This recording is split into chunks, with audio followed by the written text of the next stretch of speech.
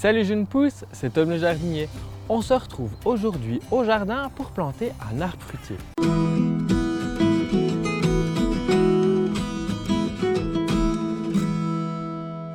Alors moi j'ai reçu une espèce un petit peu étrange de ma pépinière. On dirait qu'il a été arraché en pot, j'en sais trop rien. Là c'est un cerisier, une variété que j'apprécie beaucoup, c'est une Bigarro. Et pour ça, j'ai creusé un trou dans mon jardin. Le trou, il est assez profond, il fait à peu près déjà une trentaine de centimètres de profondeur, à peu près l'équivalent de la motte qu'il y avait avant. Mais en automne, on trouve souvent aussi des arbres à racines nues. Dans ce cas-là, je te conseille de faire une sorte de pralin. Le pralin, c'est quoi? C'est simplement de la terre, de l'eau, éventuellement un peu de bouse de vache qui sont mélangées pour faire une sorte de pâte un petit peu crémeuse. Tu vas pouvoir tremper tes racines dedans, elles seront donc enrobées comme une sorte de pâte à crêpes qui enroulerait les racines de ton arbre. Ça garantit vraiment la reprise. Et cette reprise-là, elle est d'autant plus assurée qu'il y a des racines qui ont été peut-être stockées quelques jours à l'air libre.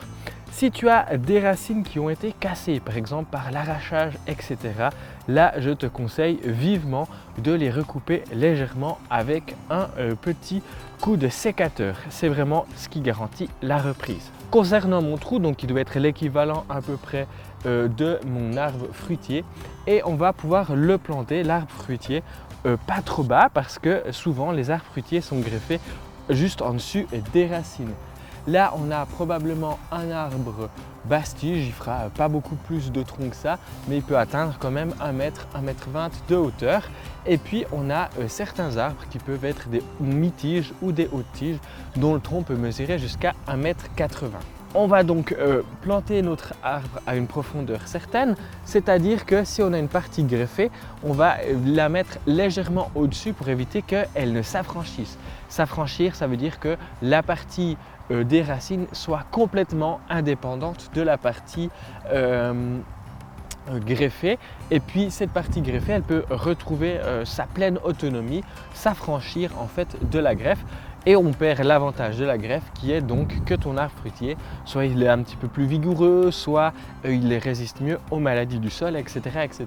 Donc on ne va pas perdre cet avantage de la greffe. Ici, mon trou, donc, il est prévu suffisamment grand et ce que j'ai fait, c'est que j'ai travaillé un petit peu le fond pour le décompacter. Là aussi, c'est un net avantage qui facilite nettement la reprise des arbres fruitiers.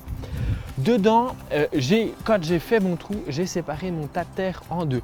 La moins bonne terre et la plus bonne terre. La plus bonne terre, elle ira quand on va reboucher le trou gentiment en premier, directement accessible aux racines, et la moins bonne, elle sera à la superficie. La bonne terre, elle se trouve généralement dans les premiers centimètres, à peu près 30 maximum.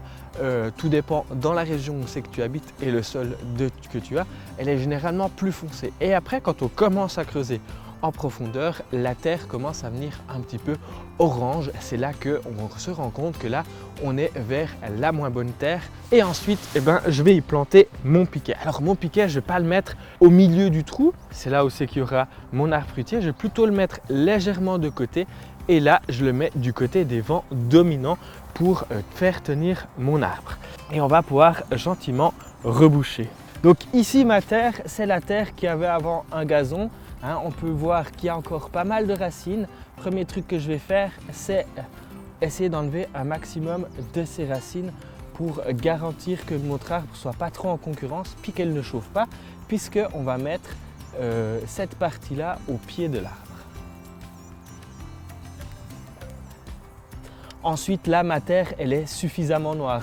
Mais si je voudrais mélanger, par exemple, avec du compost, avec du terreau, c'est à ce moment-là qu'on le fait, dans cette terre-là, la plus foncée, pour y ajouter plein de matière organique. Là, il n'y a pas vraiment besoin, elle est déjà suffisamment noire. Et là, je vais commencer à mettre les premières pelletées. Et on n'hésite pas à remonter au besoin un petit peu notre arbre. On met le manche de sa bêche pour voir où sera le niveau du sol final. Voilà. Puis là, je pense que je peux le monter encore un petit peu. Et enfin, quand on a pratiquement fini, on peut mettre la terre de moins bonne qualité, donc la terre qu'il y avait au fond.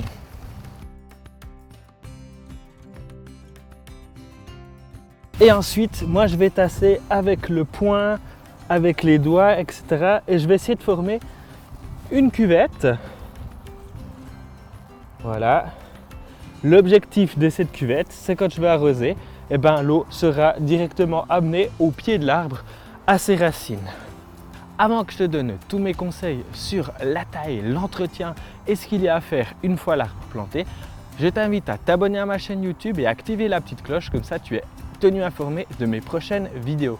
N'hésite pas, si tu as aimé ma vidéo, à mettre un pouce en l'air. Je vais évidemment aussi arroser au moins 10 litres une fois, puis encore une deuxième fois 10 litres dans la même journée pour que l'eau s'infiltre bien jusqu'aux racines. Que ça soit pareil pour tous les arbres, vraiment un gros arrosoir de 10 litres ou de 20 litres est minimum pour la reprise. Normalement, on attache l'arbre fruitier avec des bas nylon par exemple, avec une ficelle de fibre de coco.